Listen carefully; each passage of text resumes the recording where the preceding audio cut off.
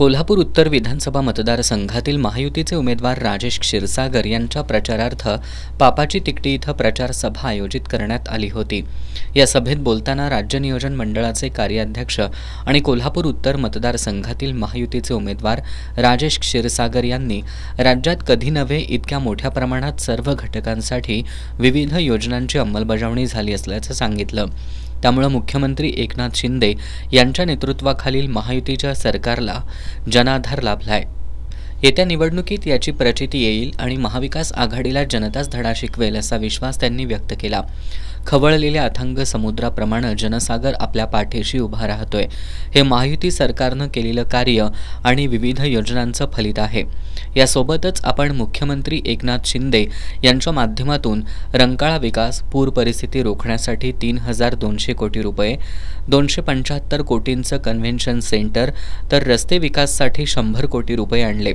यातून शहराचं रूपडं पालटण्याचा प्रामाणिक प्रयत्न केल्याचं क्षीरसागर यांनी सांगितलं। यावेळी भरत काळे, कुणाल शिंदे आणि किशोर घाटगे यांनी महायुती सरकारच्या 2.5 वर्षाच्या कालावधीतील कामाचा आढावा घेतला। राजेश क्षीरसागर यांनी कोट्यावधींचा निधी आणून शहराचा चेहरा मोहरा पलटवण्याचा यशस्वी प्रयत्न केला असल्याचं त्यांनी सांगितलं। राजेश क्षीरसागर यांच्यासारख्या लढवय्याला विधानसभेत पाठवूया, त्यामुळे शहराचा सर्वांगीण विकास शक्य होईल असं प्राध्यापक जालंधर पाटील यांनी सांगितलं। तर राष्ट्रवादीचे शहराध्यक्ष आदिल फरास यांनी काही जण जनतेच्या डोळ्यात धूळ नव्हे तर चटणी फेकण्याचं काम करतायत, पण राजर्षी शाहूंच्या या कर्मभूमीतील जनता चाणाक्ष असून तीच त्यांचा समाचार घेईल असं सांगितलं।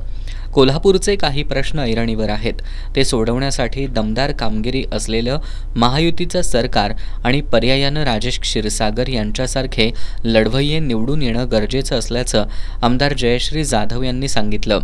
दरम्यान या सभेत परिसरातील 18 पगड जातीतील रहिवाशांनी राजेश क्षीरसागर यांना पाठिंबा असल्याची पत्र दिली। यावेळी माजी नगरसेवक उत्तम कोराणे, कमलाकर जगदाळे, नितीन ब्रह्मपुरे, प्रकाश भोसले, अक्षय कुंभार, मनोहर पाडळकर, नितीन मोतीपुरे, शिवाजी कोरवी, प्रशांत पोवार, सचिन भोळे, मुसा पटवेगार, सदाशिव सांगावकर, सचिन ढणाल, प्रविता रांगणेकर यांच्यासह परिसरातील नागरिक मोठ्या संख्येनं उपस्थित होते।